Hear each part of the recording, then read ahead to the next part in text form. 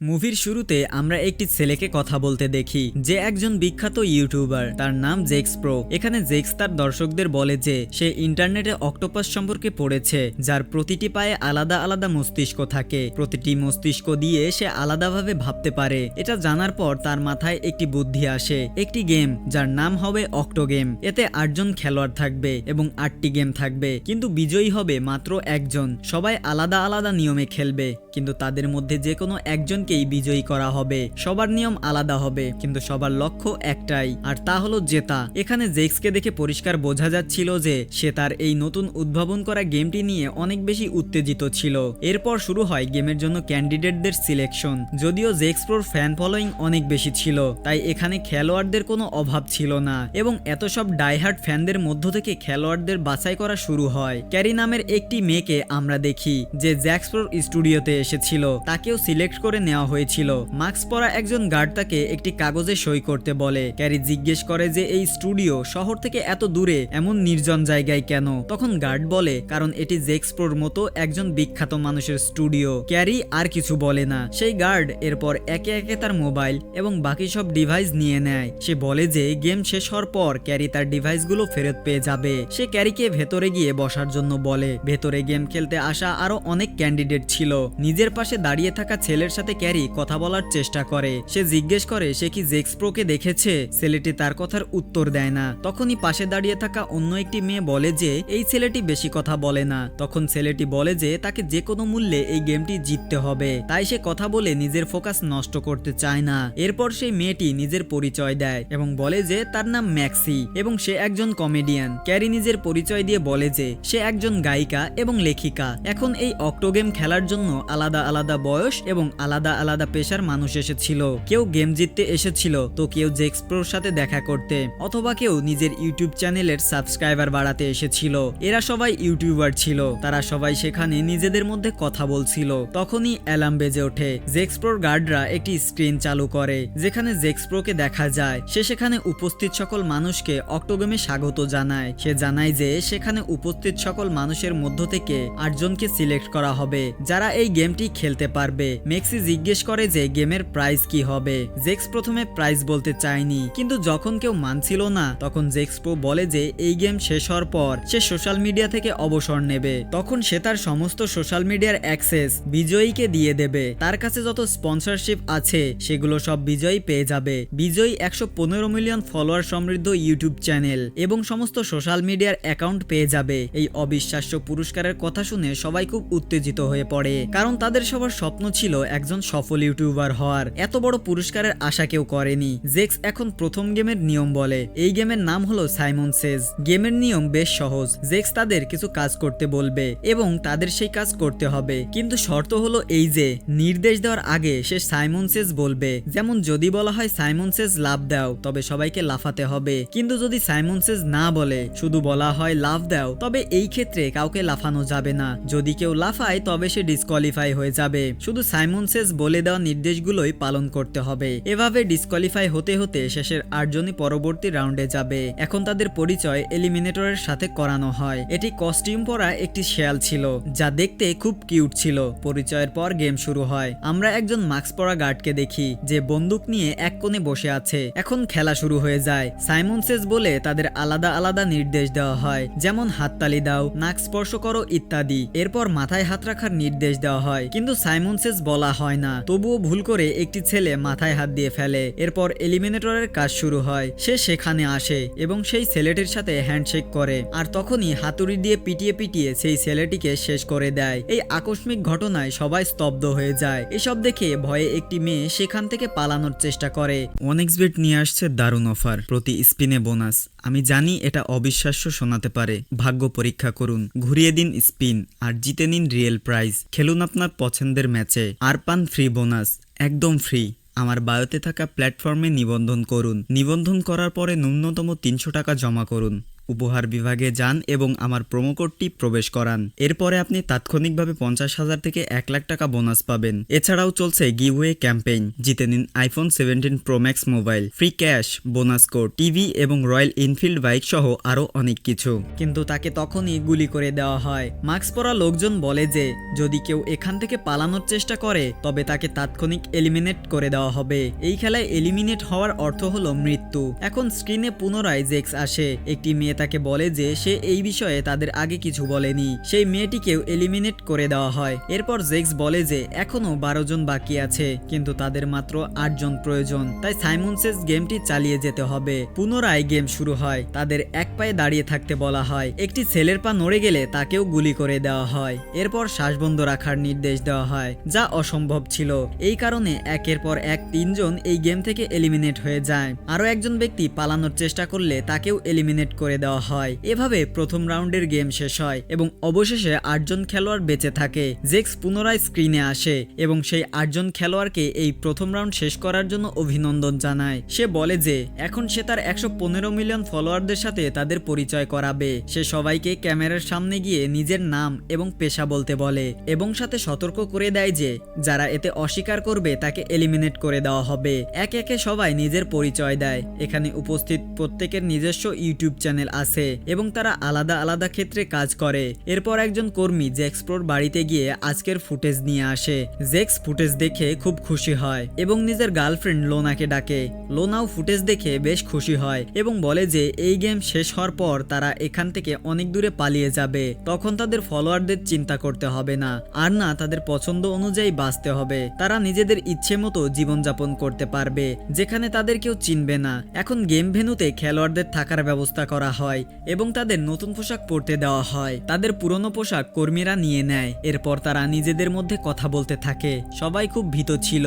এখানে রুথ নামের একজন কুকিং ইউটিউবার বলে যে 100 মিলিয়ন ফলোয়ার পাওয়া কোনো সাধারণ বিষয় নয়। এর জন্য তাদের যে সময়ের মধ্য দিয়ে যেতে হবে হয়তো তারা তা সহ্য করতে পারবে না। ওয়াল্টার নামের এক ব্যবসায়ী স্টিভ নামের লোকের কাছে গিয়ে বলে যে এখানে যারা এসেছে সবাই অপদার্থ লোক, শুধু সে এবং স্টিভই স্মার্ট, তাই তাদের একসাথে থাকা উচিত। উত্তরে স্টিভ বলে যে সে এখানে বন্ধু বানাতে আসেনি। তখন ওয়াল্টার তাকে বোঝানোর চেষ্টা করে যে একসাথে থাকার কি সুবিধা হতে পারে। স্টিভ রাজি হয় যে সে তার সাথে থাকতে পারে, কিন্তু বন্ধু হিসেবে নয়। অর্থাৎ এখন তারা দুজনে একটি টিম হয়ে যায়। এরপর দ্বিতীয় খেলা শুরু হয়, যার নাম হলো হপস্কচ। অংশগ্রহণকারীদের লাফিয়ে একটি জায়গা পার করতে হবে। যতক্ষণ সেখানে নীল আলো জ্বলবে ততক্ষণই তারা লাফাতে পারবে, কিন্তু লাল আলো জ্বলতেই তাদের থামতে হবে। যদি লাল আলো জ্বলা অবস্থায় কেউ লাফায় বা নড়ে তবে তাকে এলিমিনেট করে দেওয়া হবে। সবাইকে নম্বর অনুযায়ী ডাকা হয়। নিয়ম ছিল এই যে যেমনই কেউ ভুল করবে এবং এলিমিনেট হবে তখনই সেই রাউন্ড শেষ হয়ে যাবে। নম্বর অনুযায়ী প্রথম প্রতিযোগী যায় এবং নিজের খেলা শেষ করে নেয়। যখন দ্বিতীয় প্রতিযোগী যায় তখন দেখা যায় যে স্টিভ শীষ বাজিয়ে তার মনোযোগ নষ্ট করার চেষ্টা করছে যাতে সে এলিমিনেট হয়ে যায়, কারণ যদি তার আগের খেলোয়াড় এলিমিনেট হয়ে যায় তবে তাকে আর খেলতে হবে না। দ্বিতীয় অংশগ্রহণকারী খুব কষ্টে গেম শেষ করে। যখন তৃতীয় জনের পালা আসে তখন স্টিভ আবার শীষ বাজায়। শীষ শুনে খেলোয়াড়ের মনে হয় যে হয়তো নীল আলো জ্বলে গেছে এবং লাফানোর সময় হয়ে গেছে। সে লাল আলোতেই লাফিয়ে পড়ে এবং এলিমিনেট হয়ে যায়। এরপর এলিমিনেটর তাকে খুব নির্মমভাবে মারে। ক্যারি তাকে থামানোর চেষ্টা করলে এলিমিনেটর তাকেও আঘাত করে। শেষে সেই মেয়েটিকে মেরে ফেলা হয় এবং এরই সাথে এই গেম শেষ হয়ে যায়। সব লোক ফিরে আসে। ক্যারি তখনও ট্রমার মধ্যে ছিল। ম্যাক্সি তাকে বলে যে তার এমনটা করা উচিত হয়নি, সবার আগে নিজের জীবনের কথা ভাবা উচিত। ওয়াল্টার এসে ক্যারির সাহসের প্রশংসা করে। তখন ম্যাক্সি জিজ্ঞেস করে যে ওয়াল্টার কি চায়। ওয়াল্টার বলে যে সে তাদের সাথে থাকতে চায়, তারা মিলেমিশে কাজ করতে পারে। ম্যাক্সি বলে যে কিছুক্ষণ আগে তো সে স্টিভের সাথে ছিল। তখন ওয়াল্টার বলে যে সে তার সাথেই থাকবে যে তাকে সাহায্য করবে। এখন মেয়েরা তার কথা মেনে নেয়। একইভাবে রুথও একজন লোককে খুঁজছিল যে তাকে সাহায্য করতে পারে। সেখানে স্টিভ সবার কাছে যায়। রুথের কথায় স্টিভ বিরক্ত হয় এবং তাকে চুপ করিয়ে দেয়। সে সবাইকে সতর্ক করে দেয় যেন তার থেকে দূরে থাকে। এরই মধ্যে তৃতীয় গেমের জন্য ডাক আসে। অন্যদিকে আমরা জেক্স প্রোর গার্লফ্রেন্ড লোনাকে দেখি, যেসব খেলোয়াড়দের মোবাইল নিয়ে বসেছিল এবং তাদের বাড়ির লোকেদের আলাদা আলাদা মেসেজ করছিল যাতে কেউ সন্দেহ না করে যে তারা কত বড় বিপদে আছে। এখন জেক্স এসে বলে যে আর মাত্র 3 দিন, এরপর তারা সবকিছু ছেড়ে কোনো দূরের দ্বীপে চলে যাবে এবং শান্তিতে থাকবে। তৃতীয় গেম শুরু হয় অবস্ট্যাকল কোর্স। তাদের সবার চোখে পট্টি বেঁধে একটি খোলা ময়দানে নিয়ে যাওয়া হয়। জেক্স প্রো এসে বলে যে তাদের বাড়ি যাওয়ার একটি সুযোগ দেওয়া হবে। সামনে রাখা অবস্টেকল যে 1 মিনিটের মধ্যে পার করতে পারবে সে নিজের বাড়ি ফিরে যেতে পারবে। এর জন্য কারো উপর জোর দেওয়া হবে না, যার ইচ্ছা সে এই গেম খেলতে পারে। তখন একটি মেয়ে সামনে আসে। যেমনই সে খেলা শুরু করে দেখা যায় যে এলিমিনেটরও তার পিছু পিছু অবস্টেকলের ভেতর ঢুকে গেছে। এলিমিনেটর তাকে আটকানোর চেষ্টা করে। মেয়েটি কোনোভাবে বাইরে তো বেরিয়ে আসে, কিন্তু তাকে গুলি করে দেওয়া হয় কারণ সে সময়ের মধ্যে টাস্ক শেষ করতে পারেনি। যখন জেক্স জিজ্ঞেস করে যে কেউ কি আর খেলতে চায়, তখন ক্যারি সামনে আসে। গেম শুরু হতেই যাচ্ছিল যে ক্যারি তাদের থামিয়ে দেয় এবং বলে যে সে জেক্স প্রোর এই গেম চালিয়ে যাবে, অর্থাৎ সে এই টাস্ক শেষ করে বাড়ি যাবে না। তার মনে হয় যে হয়তো সে এখানে মারা যাবে, কিন্তু যদি কোনোভাবে জিতে যায় তবে তার জীবন বদলে যাবে। লোভের কারণে সে সেখানেই থেকে যায়। এখন সেখানে মোট 6 জন খেলোয়াড় বাকি ছিল, যাদের মধ্যে কেউ এই গেম খেলে বাড়ি যেতে চায়নি। ফলাফল এই হলো যে তাদের সবাইকে আবারও আস্তানায় ফিরিয়ে নিয়ে যাওয়া হয়। সেখানে আমরা একজন গার্ডকে কিছু লুকাতে দেখি। অন্য একজন কর্মী তাকে দেখে ফেলে এবং বলে যে যদি কোনো উল্টোপাল্টা কাজ করে তবে তাকে ভয়াবহ শাস্তি পেতে হবে। এখানে আমরা জানতে পারি যে জেক্স প্রো এই সকল কর্মীদের উপর কোনো বড় উপকার করেছিল, যার কারণে তারা এখন এই ভয়াবহ খেলায় তাকে সাহায্য করছে। জেক্স প্রোর বাড়িতে যখন লোনার কল আসে তখন সে বাহানা করে কথা বলার জন্য বাইরে চলে যায়। এখানে দেখা যায় যে সেই মহিলা গার্ড সেই লুকোনো প্যাকেটটি এনে লোনাকে দিচ্ছে, যাতে কিছু পাউডার ছিল। সে বলে যে 1 চামচ মিশিয়ে দিলেই কাজ হয়ে যাবে। লোনা তাকে ধন্যবাদ জানায় এবং বলে যে 7ম গেমের পর যখন টাকা পাওয়া যাবে তখন সে তার পেমেন্ট করে দেবে। এতে আমরা জানতে পারি যে লোনা জেক্স প্রোর সাথে বিশ্বাসঘাতকতা করছিল। এখন সেই রাতে অর্জুন ক্যারির কাছে আসে এবং বলে যে সে বাইরে পালানোর পথ খুঁজতে যাবে। তখন ক্যারি বলে যে এখানে দাঁড়িয়ে থাকা এলিমিনেটর তাদের যেতে দেবে না। অর্জুন বলে যে অনেকক্ষণ ধরে এলিমিনেটর একই পজিশনে দাঁড়িয়ে আছে, হয়তো এর ভেতরে কোনো মানুষ নেই। কিন্তু যেমনই অর্জুন তার কুড়াল ধরার চেষ্টা করে এলিমিনেটর তার হাত ধরে ফেলে। অর্জুন ভয় পেয়ে নিজের জায়গায় ফিরে আসে। এরপর 4র্থ গেম অর্থাৎ মিউজিক্যাল চেয়ার শুরু হয়। গান বাজতে থাকবে এবং সবাইকে চেয়ারের চারিদিকে ঘুরতে হবে।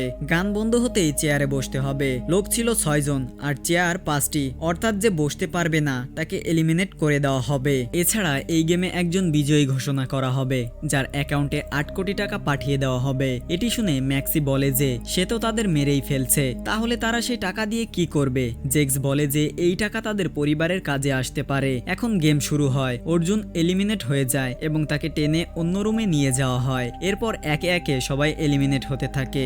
যেমনই কেউ এলিমিনেট হতো একটি চেয়ার কমিয়ে দেওয়া হতো, যাতে প্রতি রাউন্ডে কেউ না কেউ এলিমিনেট হচ্ছিল। শেষে শুধু স্টিভ এবং রুথ বেঁচে থাকে। তারা দুজনেই খুব খুশি ছিল। এদিকে ক্যারি যখন এলিমিনেট হয়ে অন্য রুমে যায় তখন সে দেখে যে সেখানে অর্জুন সহ বাকি সবাই এখনো জীবিত আছে। তাদের সামনে থাকা একটি স্ক্রিনে জেক্স এসে বলে যে সে এই খেলাটিকে আকর্ষণীয় করার জন্য নিয়মে পরিবর্তন এনেছে। শেষে যে 2 জন লোক বেঁচে থাকবে তাদের মধ্যে একজন বিজয়ী হবে, যে 8 কোটি টাকা পাবে এবং হারলে মারা যাবে। এর মানে ছিল যে স্টিভ এবং রুথের মধ্যে কেউ একজন এলিমিনেট হবে। এখন তারা সেই দুজনের খেলা দেখতে থাকে। দেখা যায় যে রুথ জিতেছে। এমন দেখে স্টিভ তার গলা টিপে ধরে এবং তাকে মারতে থাকে। সে রুথকে বাজেভাবে আহত করে নিজে চেয়ারে বসে পড়ে, অর্থাৎ সে প্রতারণা করে এই রাউন্ড জিতে যায়, যা স্ক্রিনে সবাই দেখছিল। তখন ওয়াল্টার সবার উদ্দেশ্যে বলে যে তাদের এই স্টিভের বিরুদ্ধে কিছু করা উচিত, কারণ সে জেতার জন্য যে কোনো পর্যায় পর্যন্ত যেতে পারে। বাকি সবারও এমনই মনে হচ্ছিল। এখন এরপর জেক্স প্রো রুথের কাছে আসে। রুথের অবস্থা খুব খারাপ ছিল। রুথ জেক্স প্রোকে দেখে খুব খুশি হয়। রুথকে মেরে ফেলার কথা ছিল, কিন্তু জেক্স তাকে না মেরে নিজের গার্ড হওয়ার অফার দেয়। সে রুথকে তার কর্মীদের পোশাক দেয় এবং বলে যে সে তাকে হায়ার করছে। রুথ তার জন্য কাজ করবে, যার বদলে জেক্স তাকে 2 কোটি টাকা দেবে এবং বাড়ি যেতে দেবে। এটি শুনে রুথ খুব খুশি হয়ে যায় এবং এই অফারে রাজি হয়। অন্যদিকে আমরা ওয়াল্টার এবং স্টিভকে একসাথে দেখি। ওয়াল্টার বলে যে সে সবাইকে বিশ্বাস করিয়ে দিয়েছে যে সে স্টিভের বিরুদ্ধে।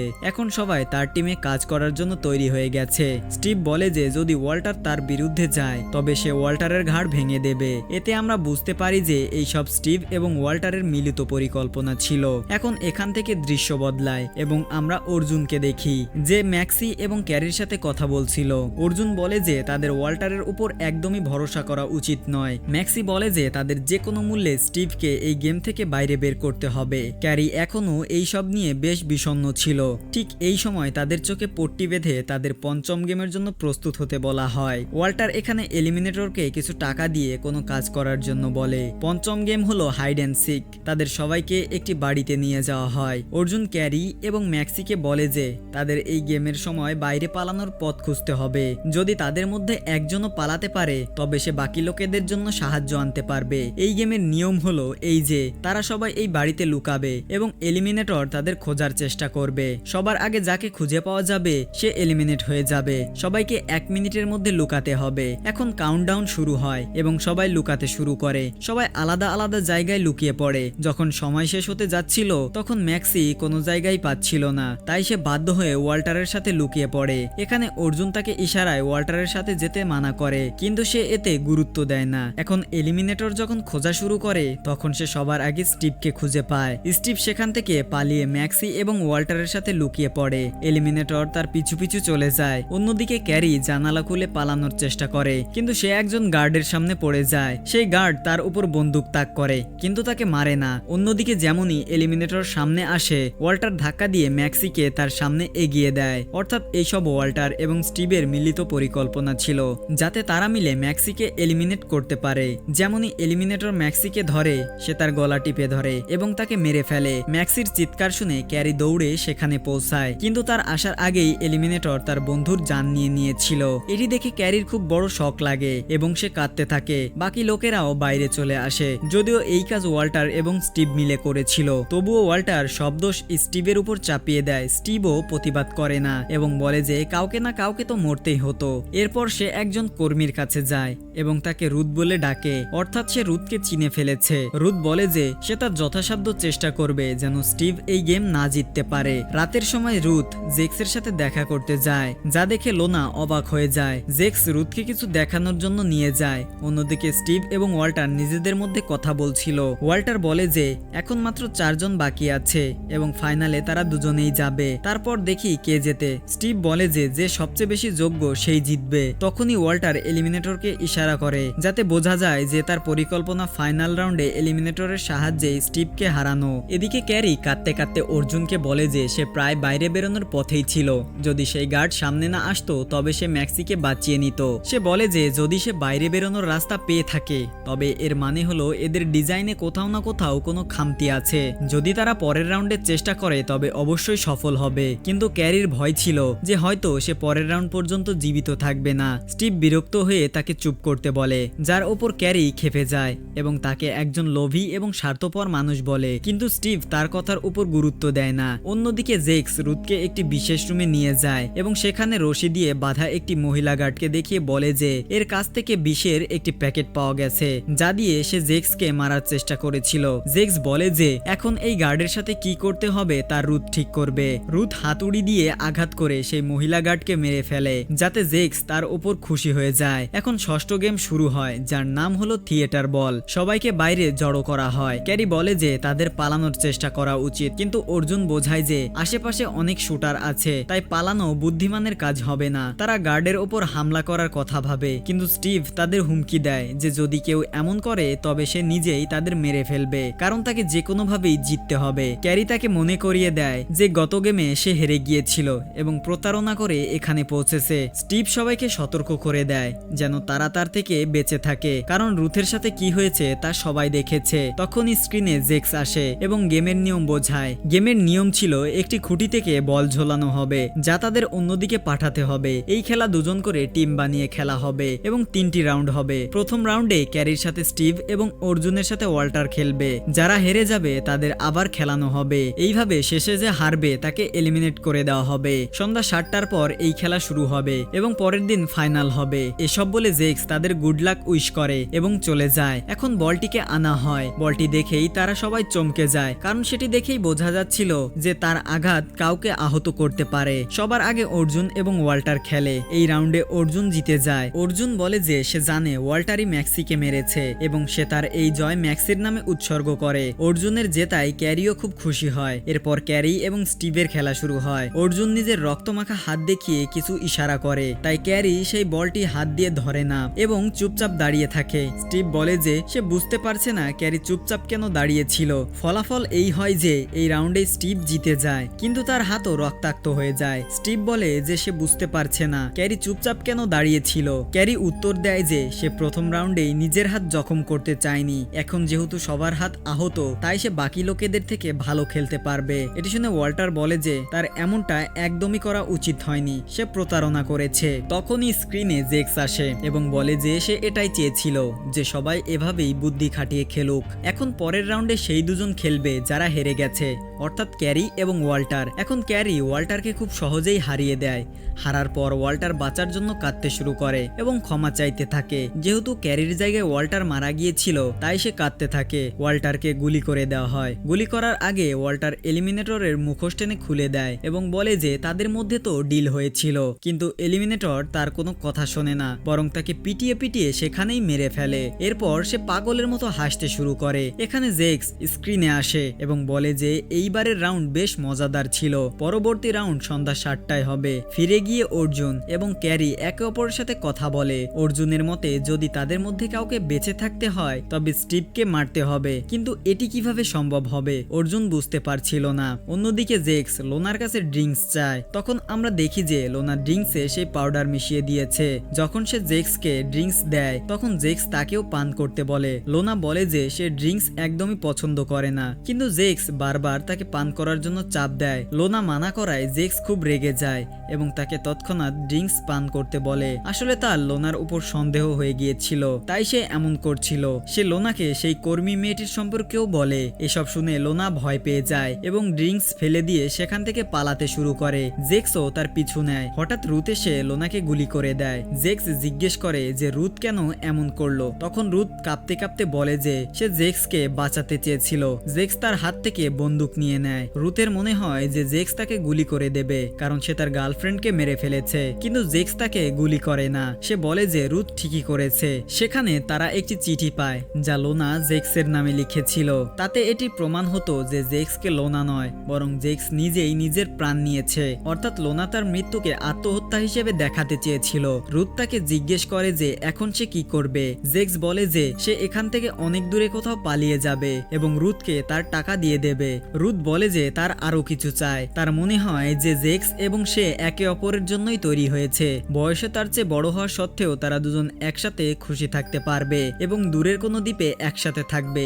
জেক্স এখানে তার কথা মেনে নেয়, কারণ সে এমনই কিছু প্ল্যান লোনার সাথেও করেছিল, কিন্তু লোনা তো তাকে ধোকা দিয়ে মারতে চেয়েছিল। তাই এখন সে রুথের সাথে নিজের জীবন কাটানোর সিদ্ধান্ত নিয়ে নেয়। এদিকে সপ্তম গেম শুরু হয়ে যায়, যার নাম হলো হ্যাংম্যান। এতে তাদের মাথার কাছে একটি তার লাগানো থাকবে। তাদের একটি শব্দের অক্ষরগুলো অনুমান করতে হবে। শব্দ সঠিক হলে তারা জিতে যাবে, কিন্তু ভুল হলে তাদের ভয়াবহ ইলেকট্রিক শক দেওয়া হবে। এভাবে বিদ্যুতের ঝটকার কারণে যে আগে হার মেনে নেবে তাকে এলিমিনেট করে দেওয়া হবে। তারা একে একে অক্ষর বলে এবং ভুল হলে তাদের ঝটকা লাগে। শেষে স্টিভ সঠিক শব্দ বলে দেয় এবং সে বেঁচে যায়। এরপর আরো একটি রাউন্ড শুরু হয়, যেখানে অর্জুন এবং ক্যারি মুখোমুখি ছিল। তারা দুজন একে অপরের খুব কাছে ছিল এবং কেউ কাউকে হারাতে চাইছিল না। অর্জুন যেহেতু ক্যারিকে খুব পছন্দ করত, তাই সে চায়নি যে ক্যারি মারা যাক। এই কারণেই সে ক্যারিকে বাঁচানোর জন্য ইচ্ছাকৃতভাবে একের পর এক ভুল অক্ষর বলতে থাকে এবং ইলেকট্রিক শক সহ্য করতে থাকে।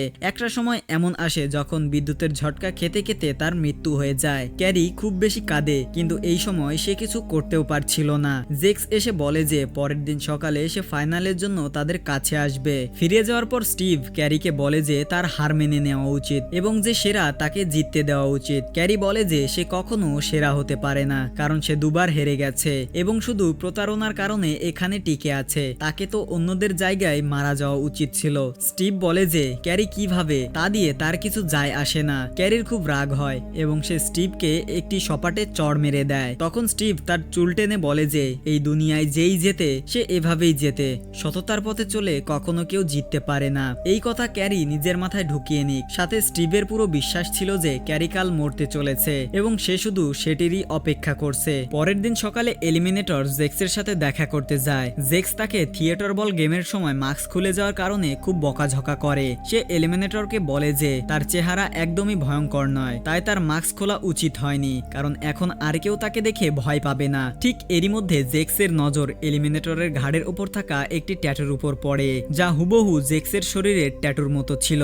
জেক্স জিজ্ঞেস করে যে সে এই ট্যাটু কেন বানিয়েছে এলিমিনেটর বলে যে কারণ সে জেক্সের মতো হতে চায়। জেক্স এখন জানতে চায় যে মানুষ মেরে তার কেমন লাগছে। এলিমিনেটর বলে যে তার খুব ভালো লাগছে, সে এমন কিছুই চেয়েছিল। এসব কথা জেনে জেক্স রুথকে ডাকে এবং রুথ গুলি চালিয়ে এলিমিনেটরকে সেখানেই মেরে ফেলে। এখন শেষ খেলা শুরু হয়, ক্যাপচার দ্য ফ্ল্যাগ। জেক্স বলে যে এই খেলা শেষ হওয়ার পর পুরো গেমের ভিডিও আপলোড করে দেওয়া হবে। তখন হয়তো পুলিশ তাদের অনেক জিজ্ঞাসাবাদ করবে এবং সবাই দেখবে যে তাদের সাথে কি কি হয়েছে, কিন্তু ততক্ষণ সে সবকিছু থেকে অনেক দূরে চলে যাবে। এরপর সে খেলার নিয়ম বলতে শুরু করে। নিয়ম খুব সহজ, সামনে রাখা পতাকার দিকে তাদের দৌড়াতে হবে এবং সেটি 3 সেকেন্ড পর্যন্ত ধরে রাখতে হবে। যে এমনটা করতে পারবে সেই বিজয়ী হবে, কিন্তু শর্ত হলো এই যে সে তার প্রতিপক্ষকে হাত দিয়ে ধাক্কা দিতে পারবে না আর না মারতে পারবে। এখন তারা দুজনে দৌড়ায় এবং একসাথে পতাকাকে ধরে ফেলে। স্টিভ ক্যারিকে বারবার পতাকা ছাড়ার জন্য বলে, কারণ তার বিশ্বাস যে এই পতাকার আসল হকদার সে।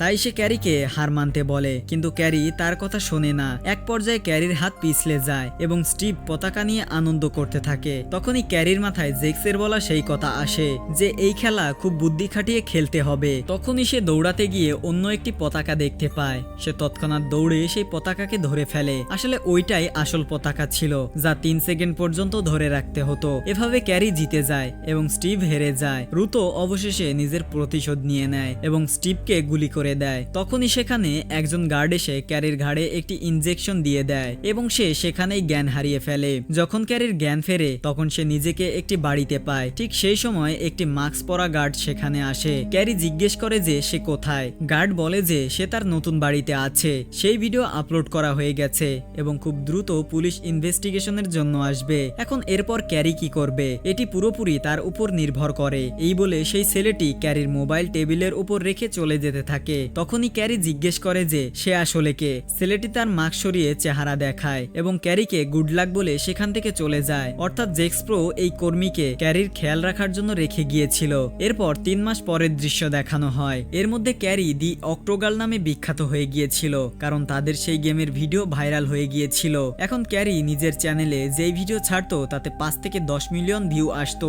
এক সময় সে এটাই চেয়েছিল, কিন্তু এখন তার এসব ভালো লাগে না। তার কাছে অনেক টাকা তো ছিল, কিন্তু একজন পাবলিক ফিগার হওয়ার কারণে তার জীবন এখন সীমাবদ্ধ হয়ে পড়েছিল। সে ওইসব ভাবছিল যে হঠাৎই তার সামনে একটি ভিডিও আসে যাতে জেক্স এবং তার গার্লফ্রেন্ড রুথ ছিল। জেক্স নতুন চ্যানেল শুরু করেছিল যেখানে সে ব্লগ আপলোড করত।